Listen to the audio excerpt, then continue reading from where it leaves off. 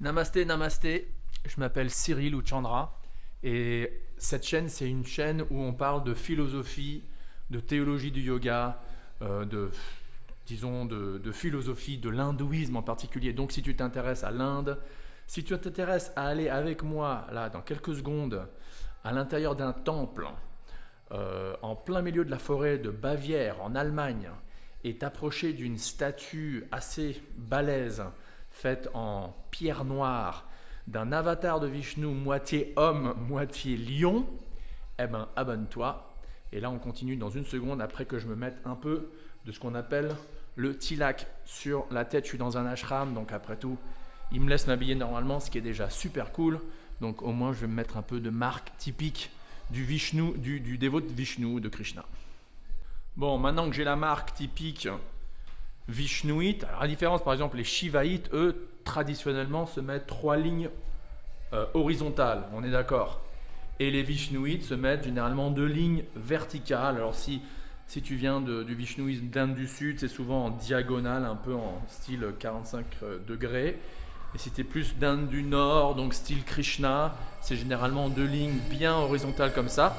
Et là, ce que tu entends, c'est le kirtan, c'est le chant de mantra qui se passe dans le temple, là, juste derrière moi. On y va. Shri Advaita.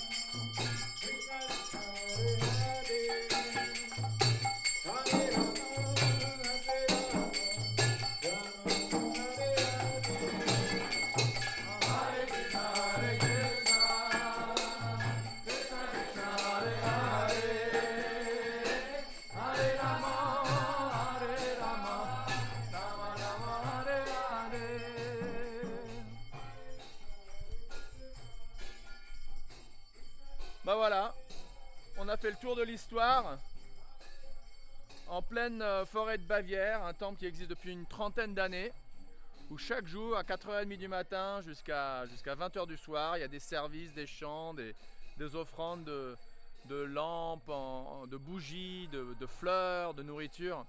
Donc dans la tradition de la bhakti, de la dévotion à Vishnu et donc de différents avatars de Vishnu. Et ici, pour une raison ou pour une autre, ceux qui y croient diront que c'est Vishnu lui-même qui a décidé de vouloir être dans sa forme mi-homme, mi-lion ici, en pleine forêt de Bavière.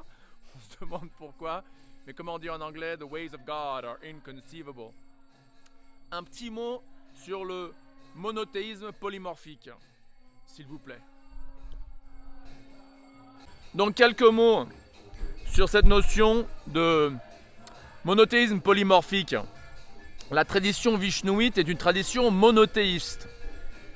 L'idée qu'il y a ultimement la vérité absolue n'est pas seulement une énergie dans laquelle on se fond, n'est pas seulement de l'amour, comme on dit souvent être dit, mais plutôt toute énergie et tout amour émanent d'une personne suprême qui a une forme transcendantale.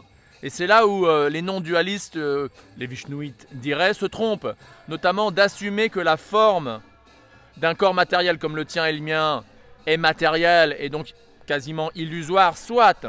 Mais par contre, d'imposer cette notion de corps matériel et donc de corps illusoire à Vishnu, c'est ça où il y a l'erreur. Les vishnouites, les dévots de Krishna diront non, la forme de Vishnu, de tous les avatars de Vishnu, la forme de Krishna est transcendantale. En sanskrit, Satchit Ananda, avec le mot Vigraha à la fin, qui veut dire la forme, une forme 100% éternelle, 100% spirituelle, 100% faite de joie, où il n'y a pas de différence entre l'âme de Dieu et le corps de Dieu.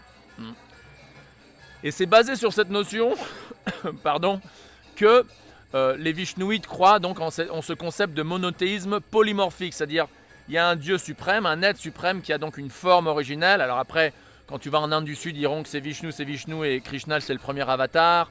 En Inde du Nord, vice-versa.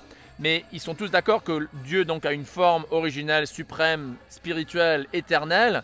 Mais puisqu'il est omnipuissant, il peut, s'il veut, apparaître sous différentes formes, tout en gardant sa personnalité ontologique originelle. D'où vient donc la notion de polymorphisme, et d'où vient la notion, cette théorie d'avatar, où tu as Vishnu qui peut apparaître sous la forme Nrishingha, moitié homme, moitié lion, décrite dans les Puranas, la forme de l'avatar sanglier, Varahadev, la forme de l'avatar tortue, Matsya, la forme du guerrier Brahmana Kshatriya, Parshuram, la forme qui apparaît à la fin de l'âge de Kali, de Kalki, et ainsi de suite, et ainsi de suite. Toutes des formes spirituelles et transcendantales qui ont leurs histoires décrites souvent dans les Puranas, y compris celle de l'avatar Mi-Homme Mi-Lion, dont on décrira l'histoire une autre fois si tu veux bien. Bah écoute, merci d'avoir écouté et bonne continuation. Hasta la vista. Om Tat Sat.